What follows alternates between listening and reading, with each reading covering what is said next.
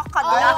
For sure, lahat ng crowd sasaya. Pero that will not be the last. Definitely, congratulations sa lahat ng mga kapatid natin, mga bossing, and also our sponsors and clients na nandun po. Mga na-meet natin sila, Mama, at silang todo suporta sa atin. Kaya maraming salamat po sa inyo. At Kaya yung mga ang tanong daw, where to next? Yan! Uy, nakapateros na, naka-LU. Saan pa ba tayo? Naku, baka Abangan. sa Vismin naman, hopefully. Wow. Diba? Oo. Tapos ang maganda doon, Mama, alam mo yung mga brands natin na nando doon, Yes. namigay sila ng Oo mga nga. prizes, Oh, products. parang ang daming laman ng bag na hawak ni Monzi. Siguro, ang daming pinamigay na gano'n. Sa'yo naman ang mga kapatid Enjoy na natin. enjoy Oo. sila. I think ang Importante. pinakamaganda doon ay nadala natin yung essence ng ating saya dito sa ating studio, sa ating mga TV5 shows doon mismo sa LU. Iba kasi yung parang nami-meet natin sila. Tama, oo So, naman. kumbaga, di ba tulad ng sinabi ko dati, nagkakaroon ng muka. Yan. Yung mga kinakausap natin dito mula sa studio, doon sa kanila. Nalala ko binanggit mo yan nung nasa Pateros tayo Oo, diba? Yung nakikita mo yung mga nanay na, pinapanood ko lagi kayo, pinapanood ko yung kung ano yung niluluto nyo, ganyan. Ay, At nakakatuwa because you're doing this for them. Yes. Yung makita kayo na nandun kayo sa kanila, di ba? I was so happy kasi my CDO family was Wow. there. Unilever, Ladies' Choice, family, EO. Nangingina ako ng ano. Salamin. Abangan Oo, yan. marami pang iba. Kaya naman, nakaka-excite talaga, Mama, kung saan pa tayo dadalhin, Yes. no? Sa ating, Nakakatuwa. hindi na red hot, kapatid, summer feeling ko, iba namang season. Iba naman, oo. Pero nakakatawa kasi, di ba, ang init-init nga. Dahil it's summer, di ba, tag-init. Pero yung init na yun, parang katumbas yung init na, pag-welcome sa amin, Pagtanggap. ng mga tao dun sa La Union. Sobrang daming tao. Talagang yung energy, yung Yan, vibe, oo, pati mga nakakatuwa. bata, oh. Mama, abangan nyo kasi nag-ano kami, on the go takeover kami. Yes, Kailan meron yan? kami pinuntahan. Tapos sabi ko, ganito pala feeling ni Maui. Kaya pala busog na busog. Oh, Alukutso wow. natin all the time. Abangan natin yan. Oo, kumain kami. Tapos marami, abangan nila yung mga sige, kinain sige. May namin. maraming nagpa-picture sa atin doon. So alam mo, kahit yung mga Gen Z pala, maaga nang gumigising ngayon. O kasi maraming Oo, nagpa-picture sa atin totoo mga yan. bagets. Sabi Bata. ko, pwede ko na maging anak ng mga to, ha? Ang haba ng pila doon sa mga pinuntahan namin. So talagang, for sure kasi dinudumog talaga siya. So abangan po ninyo yan. I'm so excited. Siyempre, kasama natin ang boss nating si Sir Vince Rodriguez. Nandoon siya. and Si of Ma'am course, Rica. I think naghati ang mga bossing kasi same launch din ng ating MVP, MVP Studios. Studios. Yes. for Vibe. Divide Oh, and sa vibe. conquer, ika nga. Big weekend para sa ating mga kapatid. Tuwa ako na, Tuwa naman. napanood ko din yung sa inyo, pati yung si DJ Chacha at si Kuya Popoy. Yung super pagsayaw dance din nila. sila. Yung energy nga naman talaga. Oh, iba talaga. At saka matanda, bata, Gen Z, nandun sila sa beach. Ang Saya. ganda rin talaga ng beach sa lahat.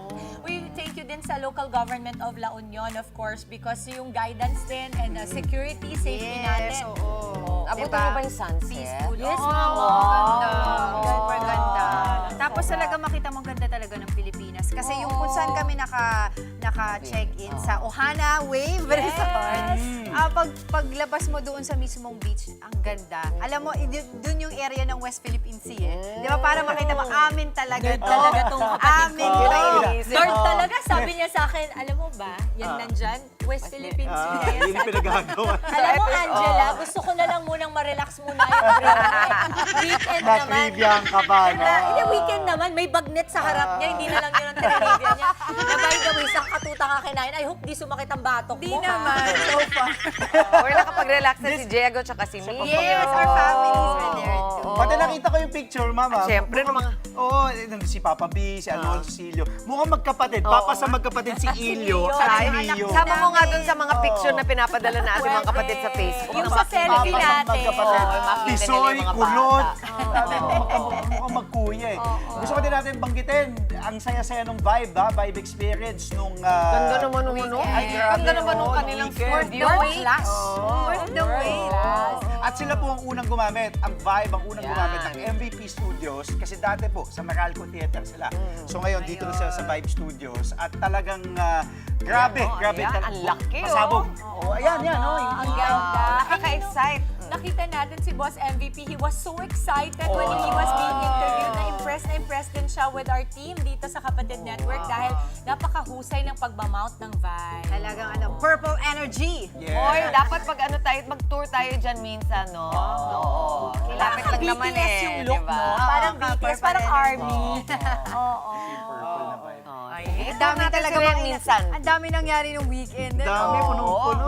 Pati mga balita. Di nakakatuwa din kasi doon sa La Union na nakita mo nagsasaya yung mga kababayan natin, mga kapatid natin. No? Kahit papano, mabigyan sila ng konting relaxation Yes. at ma-taper off ng kakaunti yung kanilang isipan doon sa mga nangyayari dito Sa sa kayo, atin. sa kayo nag-stay nun? Nung ano? Ohana Way! Ohana Wait, tapos alam mo, mamaya ata ang pilot, tama ba? Later ang pilot sa TV5. TV5 ng ating A Secret and Prague Yes, and My Best Todo Max Friend. Prime Time. Oo, Daming oo. ganap, ha? Alam Pala, mo, yes. parang hitik na hitik tayo sa mga bagong content. I love it, ha? Tandaan Oo. natin, ang ganda nung hilera at linyada ng ating Todo Max Prime Time mamaya. So, Actually, exciting yes, times. nag-promote, speaking of that, Dips, si Shaina Magdayaw, mga stars ng My Best Friend Eman, and Sid Lucero, nag-guest sa Itbulaga nung Sabado din.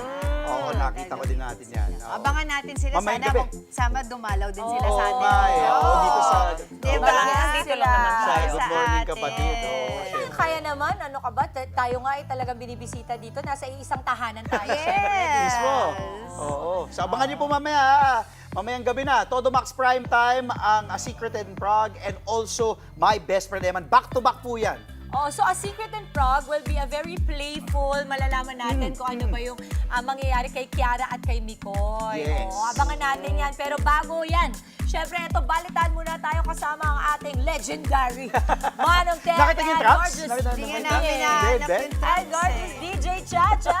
Let's take it away.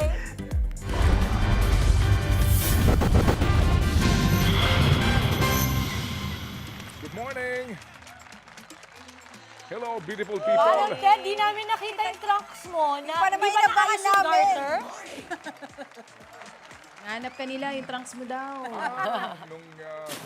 Sorry, hindi natapos ng budista. Ano ba naman yung modista Gano'ng na kalala yan? ba ang luwag ng garter na yan, Manong Ted? Hanggang tuhod daw, sabi ni DJ Chacha eh. Kasi nga kakaiba, so nahirapan yung modista. Saka ba naman nakakita ng trunks sa hanggang tuhod? Yun ang nangyari. So paano Cycling next short na year? hala yun, man. Nandun ba silang Nandun lahat? sila. Yes. Ay, si Hindi ba? Dimples, si Angela, tsaka yung iba pa mga kasamahan natin sa GMK. Alvin, Mukhang hindi rin umabot ang trunks at swimsuit ni Ma'am Shaky at ni Andre. Ako yung nandito, nanatili dito sa Frontline Tambay. Pilipinas Weekend. Pero Oo. natuwa kami ha, dahil si DJ DJ Cha, Chacha, ganda-ganda mo naman oo. doon. Tsaka si refresh ka ngayon. Oo, at sabi ni Kasi Kuya nga- Poy, DJ Cha, galing ka daw ng Japan. Fresh na fresh. Oo, napagkamalan akong bagong baba ng Japan na may dalang maleta. Kasi yung outfit naman ni Kuya Popoy, parang bagong baba ng Saudi. Wala eh. Nung pagbanggit ko ng maleta, saka lumapit yung mga tao. Nung sabi ko may dala akong maleta na may ₱1,000,000. Eh, kaya lang maletang puro damit lang dala namin. Pasensya na po. Pero once again, nandun nga rin po yung ating mga kasamahan dito sa GMK. It's a very successful event. Maraming salamat po sa mga So, Looking ngayon, forward to the hawak next mo ang one. beat si Dimples tsaka si Angela. Na, kinain na ng sistema. Ako naman ay lubos na natutuwa dahil naarawan si Angela. Yun ang hindi halata, Manong Ted. Hindi halata. Oo. Angela, naarawan ka na ba niya? Naarawan na yan, kami. oo. Naarawan kami ni Parang Mama mas, James. bas ako lang. Parang ikaw na ano ka lang. Nagpa-araw Anyway. tayo, Manong, tsaka DJ Chat. Oh, sige. So, salamat na marami mga Thank kapatid you, Manong natin dyan. Ted. Thank you. Happy DJ Monday Chat. po. Have a good day Relax po. lang kayo dyan kasi kami handang-handa na para sa isa na namang linggo ng balitaan. Yes. Muli po sa lahat ng mga winners ng Gandingan, marami pong salamat sa inyong lahat sa Congrats! Gandingan. Congratulations! Sa lahat din po ng mga nanalo. To God be all the glory indeed. Okay.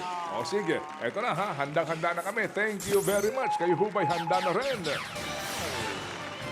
Ito ang News 5 sa 105.9 2 FM RPTV 1 PHTV 5 at maging sa True FM TV on Signal. Ito ang kalipunan ng mga pinakamalalaki at pinaka-importanting balitang dapat niyong malaman. Ako po si Ted Filon. Ako naman po, si Zarina Guevara. At unang-una po sa ating mga balita today, ika-27 na po sa buwan ng Abril 2026, ibinunyag ng National Bureau of Investigation na totoong may kinuha umanong assassin si Vice President Sara Duterte para ipatumba sina Pangulong Marcos Jr. Ayon kay NBI Director Melvin Matibag, ito ang lumabas sa kanilang investigasyon sa naunang pagbabanta ng bise laban sa Pangulo, First Lady Lisa Araneta Marcos at kay dating House Speaker Martin Romualdez. Hindi lang daw po bugso ng damdamin ang mga sinabi po ni VP Sara sa isang online press conference dahil totoong may pinaplano itong assassination laban sa Pangulo. Nasa proseso po daw ang NBI para tukuyin kung sinong assassin ang mismong kinausap ng bise para dito. November 2024 nang bitawan ng bise ang naturang pagbabanta sa isang press con matapos ikulong noon ang kanyang Chief of Staff na si Attorney Zulaika Lopez. Dahil dito, isinama ito ng mga complainant bilang isa sa mga grounds ng impeachment complaints laban kay VP Sara. Samantala, mismong si Bangko Sentral ng Pilipinas Governor Eli Remolona ang isa sa mga irereklamo ng mister ni VP Sara Duterte o na si Attorney Mans Carpio. Kasunod pa rin po yan ang pagbusisi ng Kamara sa kanilang bank records. Nakatakdang isampa ng mister ng bise ang kasong kriminal ngayong araw laban kay Remolona. Pati kina Anti-Money Laundering Council Executive Director Ronel Buenaventura, House Justice Committee Chair Representative Jervil Luistro at mga miyembro ng komite na sina Congressman Percy Sendanya, Shel Jokno at maging si Leila De Lima. Dahil daw yan sa umano'y paglabag sa Anti-Money Laundering Act, Bank Secrecy Laws at Data Privacy Act. Ayon kay Carpio, nagkaroon daw ng sabuatan sa anyay illegal na pagbunyag ng confidential banking records nilang mag-asawa. Ang git pa nga ni Carpio, walang exception ang Anti-Money Laundering Act. Yan daw mismong isinabatas ng Kongreso para maproteksyonan ng bank records. Buwelta naman ng mga kongresista at nila inaamin daw ni Carpio ang anomalya sa bank records ni VP Sara o nila ni VP Sara dahil hindi niya itinatanggi ang mahigit 6 na bilyong pisong transaksyon na lumabas sa huling impeachment hearing.